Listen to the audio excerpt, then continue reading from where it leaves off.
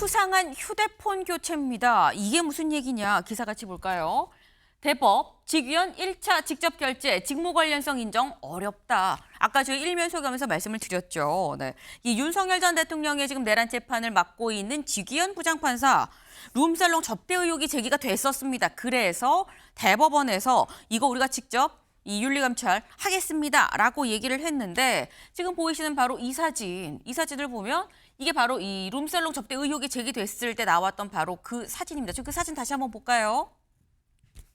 그 당시에 이 모습이었었죠. 이런 룸살롱에 봐라. 이런 룸살롱에 여기 딱 찍지 않았느냐. 여기가 여기다라고 하면서 의혹이 제기가 됐었는데 여기에 대해서 결론은 징계 사유 없다. 쉽게 얘기해서 무혐의다라는 판단이 나왔어요. 왜? 기사로 다시 가봅니다. 네, 여기 보겠습니다. 윤리감사관실은 해당 의혹 동석자는 이 쥐기현 판사의 광주지법 장흥지원에서 근무할 때 15년 전 같이 하던 사법연수생, 또 공익법무관이었다. 그런데 각각 법조 경력으로 따질 때 후배다. 그래서 법조 선배로 쥐기현 부장판사가 이 홀로 내려와서 일하는 후배들한테 밥을 사주면서 친해졌고 1년에 한 번 정도 만났었다라는 거예요. 그리고 평소 쥐기현 부장판사가 비용을 지불을 해서 후배들을 사줬었고 1차에서 식사와 함께 술을 마시는 그 정도 사이다. 그리고 일이 있었던 바로 그날 부장판사 일행이 횟집에서 이 1시간 정도 1차를 가졌다. 비용은 15만 5천 원. 이것도 쥐기현 부장판사가 결제했다. 문제가 없다라고 얘기를 했습니다. 여기에 더해서 저희 이 감사 결과 표로 되어 있는 거 있죠. 같이 볼까요?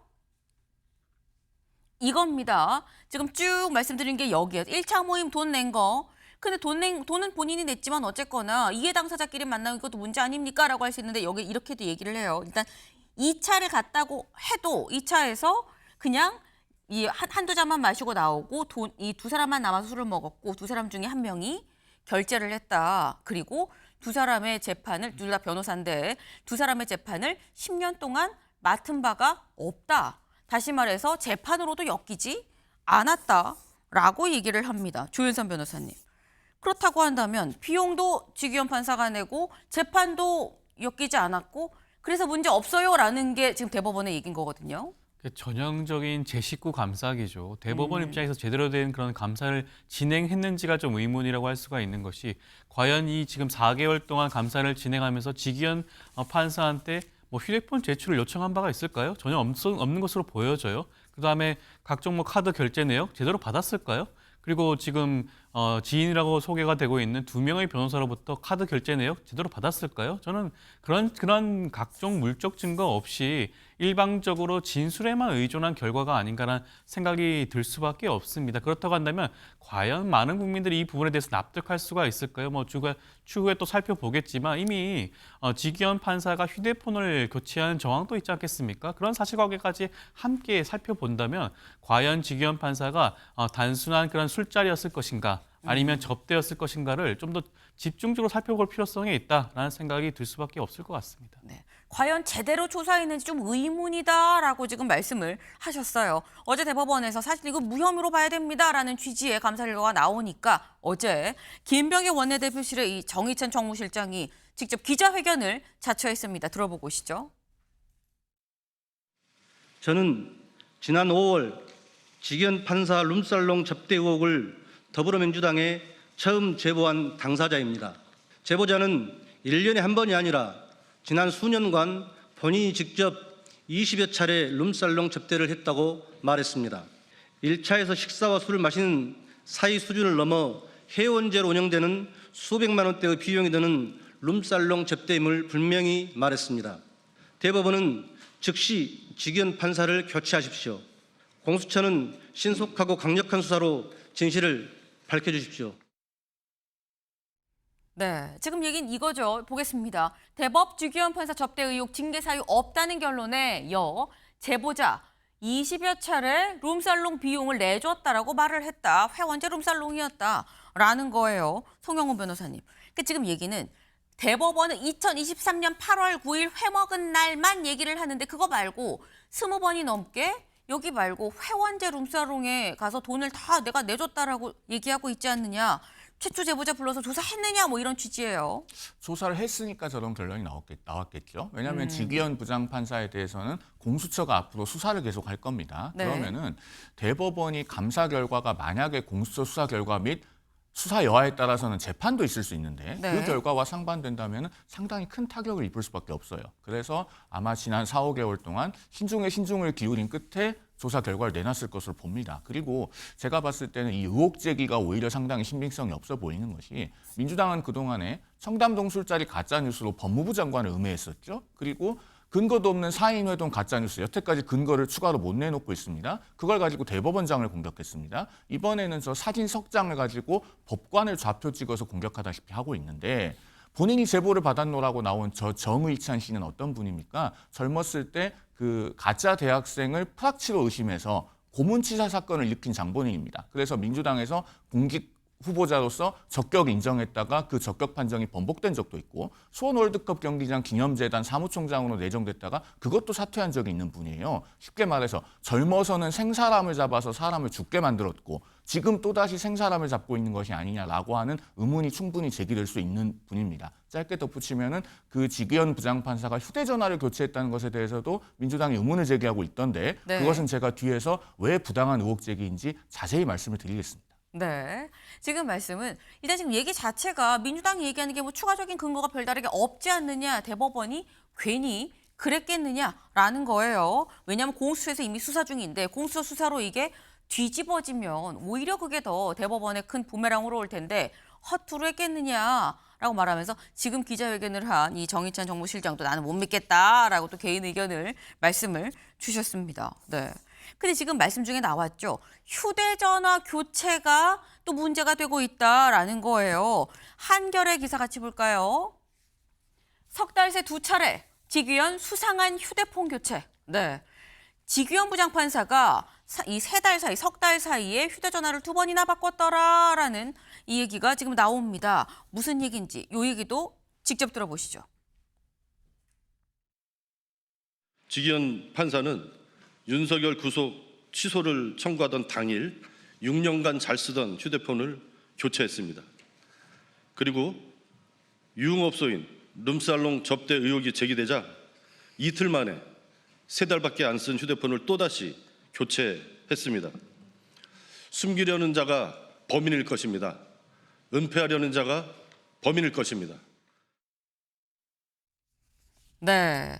지금 들어보셨죠? 지금 이 윤종군 의원이 뭐라고 얘기를 하느냐? 길게 얘기했습니다만 이겁니다. 휴대전화를 3달 동안 2번 교체했어요 라는 건데 언제 교체를 했느냐? 먼저 첫 번째 교체했을 때 2025년 올해 1월 19일 윤석열 전 대통령이 내란 우두머리 혐의로 구속이 됐죠. 그리고 2월 4일 윤 전 대통령이 이 구속 취소 청구를 한 그날 오후 3시 23분에 기존에 쓰던 갤럭시 S10을 갤럭시 S25 울트라로 이 기기를 변경을 합니다. 네. 그리고 난 다음 변경하고 잠깐 한 6분 뒤에 다시 원래 갤럭시 S10으로 넘어가요. 그러다가 이 이튿날 새벽 5시에 완전히 갤럭시 S25 울트라로 바꿨다. 여기서 휴대전화를 한번 바꿨다라는 거죠. 이게 2월 5일 새벽 5시인데 그리고 난 다음에 대략 한 달 뒤쯤 3월 7일, 8일 상간에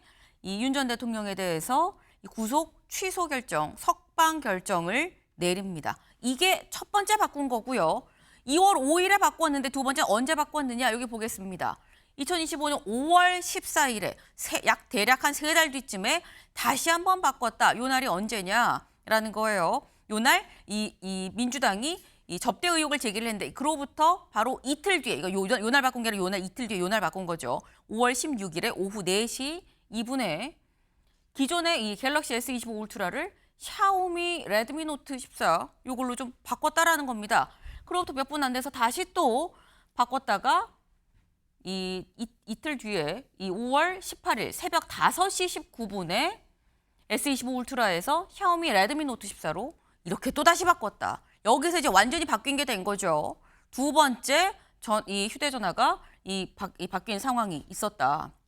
그리고 난 다음에 이 접대 의혹에 대해서 다음 날 나는 그런 걸 생각해 본 적이 없다, 받은 적이 없다라는 해명이 나왔다라는 건데 송영훈 변호사님 일단 처음에 쓰던 갤럭시 S10은 6년 쓰던 거를 바꿨다 그래요. 그래서 뭐 6년 쓰던 전화 바꿀 수 있다라는 생각은 하는데 2월 초에 바꿨는데 3달 뒤에 3월에 샤오미로 왜 또 바꾸지라는 생각이 듭니다. 일단요, 저 휴대전화 교체 이력을 황정화 의원실에서 통신사로부터 받았다고 하는데요. 네. 저것은 매우 내밀한 개인정보입니다. 국회의원실에서 요구한다고 해서 개별 통신사가 저렇게 민감한 개인정보를 줘도 되는가? 이런 의문이 첫 번째로 들었습니다. 그러면은 어떤 개인에 대해서 법원이 발부한 영장도 없는데 신용카드 사용 내역 의원실에서 달라고 하면 줄 겁니까? 이것 자체를 우리 언론이 문제 삼아야 된다고 생각합니다. 그다음에 2월 달에 휴대전화 교체는 전혀 문제가 되지 않아요. 저 2월 4일을 민주당에서는 윤석열 전 대통령의 변호인들이 구속 취소 청구를 한 당일이다. 이걸 자꾸 부각하는데요. 네. 세상은 윤석열 전 대통령을 중심으로 돌지 않습니다. 2월 4일은 어떤 날이냐면요. 저 갤럭시 S25가요. 1월 27일부터 2월 3일까지 사전 예약을 받았습니다. 네. 그리고 2월 4일 당일이 사전 예약된 분들에게 순차 배송해서 순차 개통이 되기 시작한 날입니다. 그러면은 사전 예약했나 보죠. 그렇게 해서 최신 기종으로 바꿨는데 그게 왜 문제가 됩니까? 국회의원실에서요. 저렇게 최신 기종으로 바꿨으면 그 출시일이 언제인지 이런 건 좀 따져보고 검증을 해봐야 되는 건 아닙니까? 하나 더. 저 오후 3시 13분에 유심을 깨웠다고 하는데 구속 취소 청구를 했다고 그날 최초 보도된 게요. 네. 아시아투데이가 오후 2시 26분에 가장 먼저 보도를 했고 통신사는 2시 32분에 뉴스원이 가장 먼저 보도를 했습니다. 그러면은 판사가 저 때는 종합민원실에서 재판부로 서면도 올라오기 전인데 계속 뉴스만 보고 있다가 구속 취소 청구 속보가 뜨니까 나 휴대전화 바꿔야지 하면서 밖으로 달려나가서 휴대전화 사와서 1시간 내에 유심 끼웠다는 겁니까? 이건 너무 납득할 수 없는 문제 제기예요. 그리고 유심을 잠시 5분 정도 끼웠다가 다시 원래의 기기로 돌아가는 것 네. 흔히 있는 일입니다. 왜냐하면 내가 개통을 해서 되는지 보고 그다음 아직 데이터 다 못 옮겼으니까 그날의 일상을 생활하는 동안에는 원래 쓰던 기종으로 생활하는 것. 있을 수 있는 일이에요. 그러니까 저렇게 인포그래픽을 만들어서 마치 휴대전화를 엄청나게 자주 교체한 것처럼 과장하는 것은 우리 언론이 쉽사리 해서는 안 될 일입니다. 마지막으로 5월 달에 휴대전화를 교체하는 것은 시점상 의심을 살 여지는 있습니다. 그러나 정말로 법관이 뭔가를 숨기고 싶었다면 핸드폰을 아이폰으로 바꿨을 겁니다. 왜냐하면 아이폰 최신 기종은 포렌식이 쉽게 되지 않는다는 것은 형사사건을 해본 법관이라면 누구나 상식적으로 아는 겁니다. 그런데 저 샤오미 레드미 노트는 안드로이드 기반이거든요. 포렌식 쉽게 됩니다. 네. 그러니까 뭔가를 감추기 위해서 휴대전화를 교체했을 걸로 보기는 단정하기 어려운 측면이 있습니다. 네. 요지는 이거예요. 지금 두 번째 휴대전화 바꾸고 수상하게 볼 여지가 있지만 진짜 뭔가를 감추려고 생각을 했다 그러면 애플로 바꿨겠지. 안드로이드 기반의 샤오미로 바꿨겠느냐. 그런 점을 좀 감안을 해야 된다. 그리고 첫 번째 휴대전화 바꾼 건 진짜 아무 문제가 안 된다라고 지금 말씀을 하셨어요. 그날 이게 예약 신청을 받았다가 2월 4일 날 받아서 그날 그날 연 거예요라고 말씀하셨는데 조현선 변호사님. 사실 이게 누구랑 논의한 정황을 숨기려고 하려면 논의를 하고 난 다음에 그리고 바꿔야 될 것 같은데 이 바꾸고 난 다음에 한 달 뒤에 석방이 되긴 했거든요. 그래서 이거는 문제가 안 되는 거다. 그냥 예약한 거 물건 받아서 바로 지금 이 유심 교체한 거 아닙니까? 라는 이런 주장은 어떻게 보세요?